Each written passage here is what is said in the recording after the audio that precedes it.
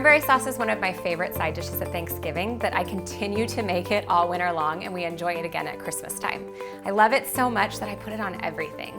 We make it for Thanksgiving and then I eat it as leftovers. I put it on top of chicken, I put it on salads. I use it all the time. But the canned versions not only have a bunch of additives, but tons of sugar. So I like to make it at home. It's super simple to make, and I think you're going to love it.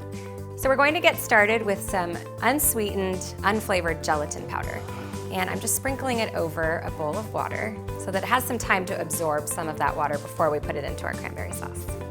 I have 2 packages of fresh cranberries, and I'm just going to dump those right in the stock pot. Nothing says the holidays like bright red cranberries. Then to sweeten it up, I'm using a light colored honey. You could use maple syrup as well if you'd like. But I love the flavor of honey, and you definitely want to get a light colored one because the flavor will also be light, and then it won't overwhelm this dish. Okay, next up is some freshly squeezed orange juice, a cup of orange juice.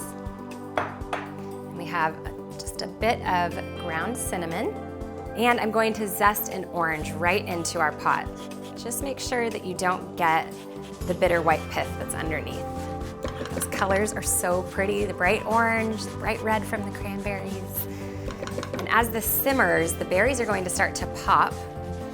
The honey will melt right into them and sweeten the very, very tart cranberries. And this orange zest will just melt right in, and it'll help bring out all of the flavors of the spices.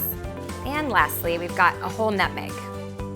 So you want about a half a teaspoon.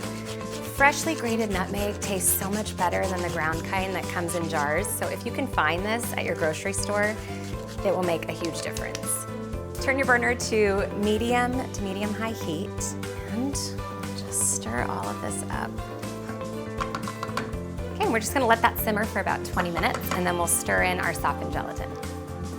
Okay, our cranberry sauce has been simmering for about 20 minutes, and I stirred it occasionally and just used the back of my spoon to kind of break some of those berries apart. And now, just because I prefer a little bit more of a smooth cranberry sauce, I'm going to take an immersion blender and just kind of further break up those berries.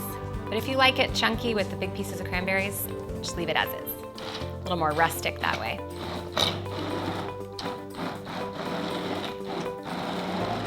Now you can leave this as is. It will set up a little bit in the fridge, but to make it kind of have a similar consistency to the canned variety that I grew up eating at Thanksgiving and Christmas, we're going to add in that softened gelatin. And just stir it in until it's completely incorporated and you don't see any lumps of gelatin. You might want to raise your burner up just a bit more to help that gelatin melt if you're seeing it kind of separating from the cranberry sauce. Okay, the gelatin is all incorporated, and now we're just going to ladle it into this dish, and then we'll put it in the refrigerator to set up. It needs about 4 to 6 hours, but you could make this in advance if you're doing it for Thanksgiving or Christmas dinner.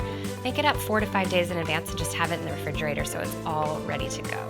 And don't forget, you can serve this alongside of all of my other Thanksgiving and Christmas recipes from my Celebrations cookbook.